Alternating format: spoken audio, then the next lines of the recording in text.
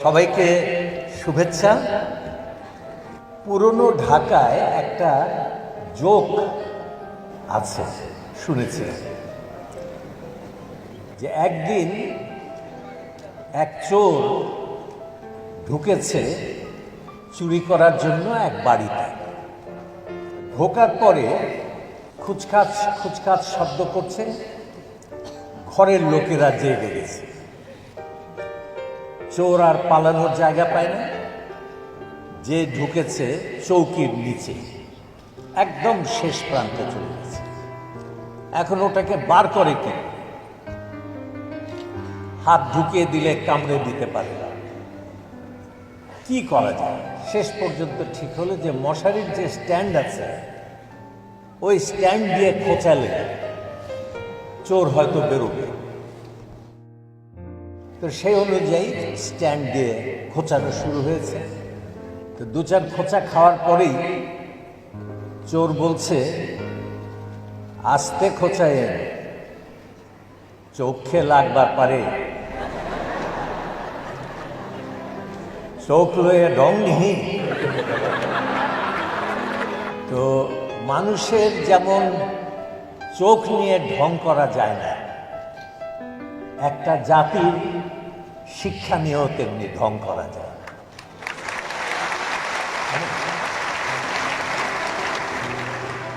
তো পিথাগোরাস সম্প্রদায়ের লোকেরা বলতেন যে সব জিনিসই আসলে সংখ্যা।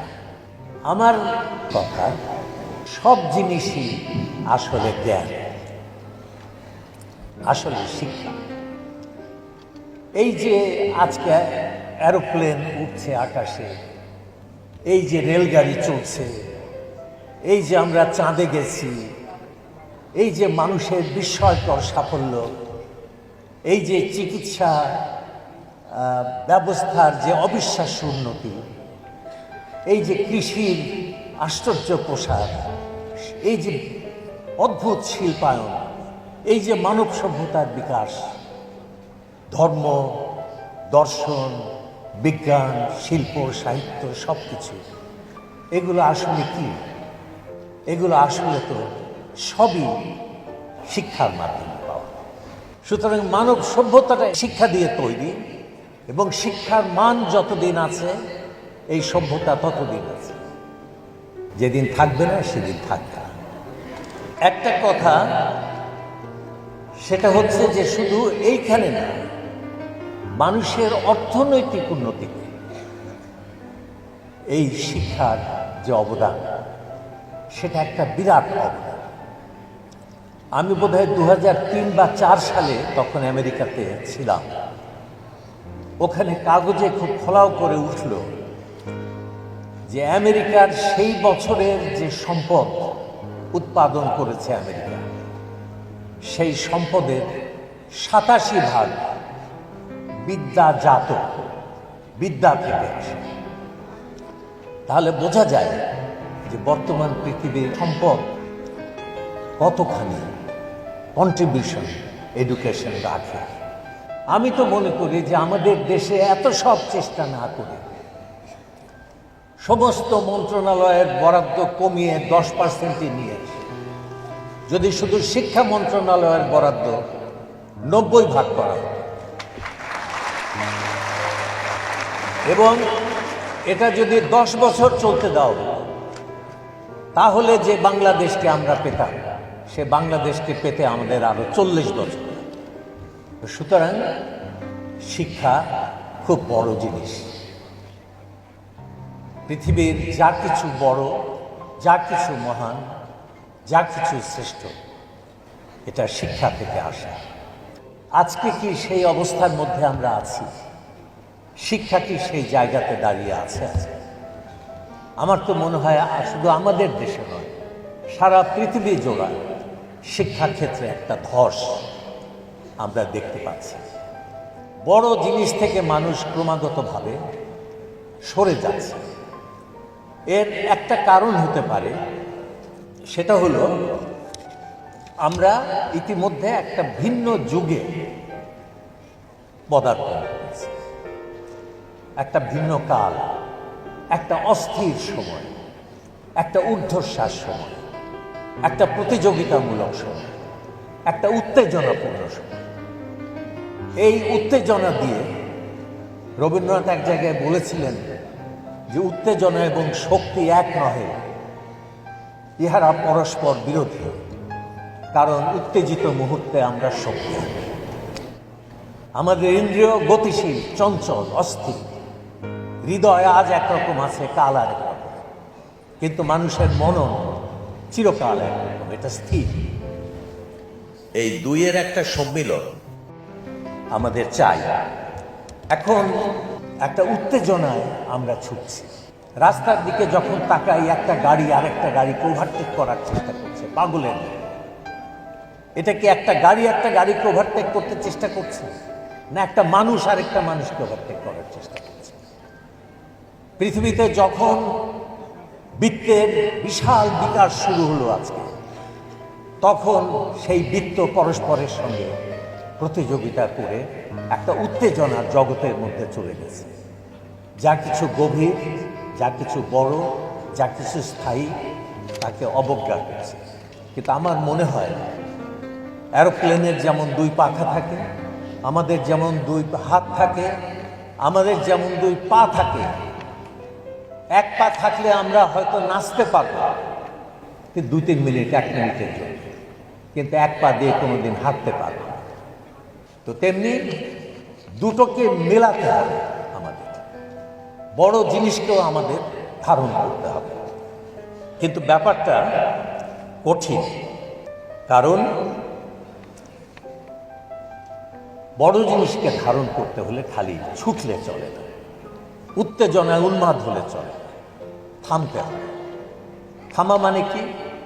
থামা মানে প্রত্যাখ্যান, মানে আমি যা পেতে পারতাম আমি সেটা নিচ্ছি না। থামা মানে হচ্ছে গাছের মতো দাঁড়ানো একটা, যেরকম ভাবে দাঁড়ালে ওই গাছ একদিন ফুলে ফলে সব কিছুতে ভরে ওঠে। আমি একটা ছোট্ট গল্প দিয়ে আমার বক্তব্য শেষ করি। একটা গ্রিক রূপকথা, উপকথা, আপনারা অনেকেই হয়তো পড়েছেন। একটা খুবই সুন্দরী মেয়ে ছিল, আর্তনাদ করলো না উৎসাহিত হলো কিছু বোঝা গেল না। সে খুব সুন্দরী, অবিশ্বাস্য সুন্দরী। উপকথাতে তাই হয়, উপকথাতে কোনো খারাপ চেহারার মানুষ কখনো দেখা যায় না, কারণ উপকথার মধ্যে মানুষ তার স্বপ্নের পৃথিবীকে তৈরি করতে চায়, সেই স্বপ্নের পৃথিবী কুৎসিত হতে পারে না। তো সেই দাফনি খুবই রূপসী। সে একটা নদী আছে, সেই নদীর যে রাজা তার মেয়ে। নদীর পাশে একটা বিশাল জঙ্গল, বিশাল অরণ্য। সেই অরণ্যে সে একা একা ঘুরে বেড়ায় এবং সেখানে যত সুদর্শন যুবককে দেখে তাদের সঙ্গে সে প্রেমের অভিনয় করে। এবং সেই যুবক যখন সম্পূর্ণভাবে তার প্রেমে মত্ত হয়ে ওঠে, তখন সে সেখান থেকে পালিয়ে গিয়ে একটা পৈশাচিক আনন্দ উপভোগ করে। এরকমভাবে তার দিন কাটছে, সে থামে না। একজন শেষ হলে আরেকজনের কাছে যায়, আরেকজন শেষ হলে আরেকজনের কাছে যায়। এমন সময় হলো কি সে চোখে পড়ে গেল অ্যাপোলো দেবতা। অ্যাপোলো দেবতা তাকে দেখেই তার প্রেমে মুগ্ধ হয়ে গেল। মানুষই যখন এরকম মুগ্ধ, দেবতা তো আরো অনুভূতিশীল। সে বলল যে দাফনি তুমি দাঁড়াও। দাফনি বুঝলো যে দেবতা, একে সে এড়িয়ে যেতে পারবে না। তখন সে দৌড়তে লাগলো পালানোর জন্য। সেও দৌড়চ্ছে, অ্যাপোলো দৌড়চ্ছে, কিন্তু অ্যাপোলোর সঙ্গে দৌড়ে তো তার পারার কথা নয়। অ্যাপোলো ক্রমে ক্রমে কাছে চলে এলো। এক সময় দাফনি টের পেল যে তার পেছনে ঘন ঘন নিঃশ্বাসের শব্দ শোনা যাচ্ছে। এমন সময় একটা অদ্ভুত ঘটনা ঘটল। অরণ্য শেষ হয়ে গেল এবং দেখলো যে সামনে তাদের সেই নদী। তখন দাফনি চিৎকার করে উঠল যে বাবা আমাকে বাঁচা। তখন দেখা গেল যে দাফনি আস্তে আস্তে দাফনির পা মাটির মধ্যে গেড়ে গেল এবং পায়ের আঙুলগুলো শিকড়ের মতো হয়ে মাটির নিচে ছড়িয়ে গেল এবং তার হাতগুলো ডালের মতো হয়ে আঙুলগুলো পাতার মতো হয়ে তার সমস্ত অবয়বটা একটা গাছে পরিণত। তখন গাছে পরিণত হলো এবং সে এক জায়গায় দাঁড়িয়ে থাকে। তখন অ্যাপোলো বলল যে দাফনি, তুমি এতদিন অস্থির ছিলে, এতদিন তুমি শুধু ছুটেছিলে, কাউকে তুমি দাওনি কিছুই, কারণ তোমার নিজেরও কিছু ছিল। তুমি ছিলে অস্থির গতিসম্পন্ন একটা মানুষ, কিন্তু আজকে দেখো তুমি দাঁড়িয়েছ। এই জন্য তুমি আজকে একটা বৃক্ষে পরিণত হয়েছে। এই জন্য দেখো আজ তোমার কত ডাল, কত পাতা এবং কত ফুল। দাফনি কি গাছ হয়ে গেছিল? অলিভ গাছ। অলিভের পাতা দিয়ে বীরদের মাথার মুকুট করা হয়। তো আজকে থেকে গ্রিসের সমস্ত বীরদের মাথার মুকুট তোমার এই পাতা দিয়ে তৈরি হবে এবং যত প্রেমিক প্রেমিকা তাদের ভালোবাসা তোমার এই ফুলের দ্বারা পরস্পরকে জানাবে, যেহেতু তুমি দাঁড়িয়েছ।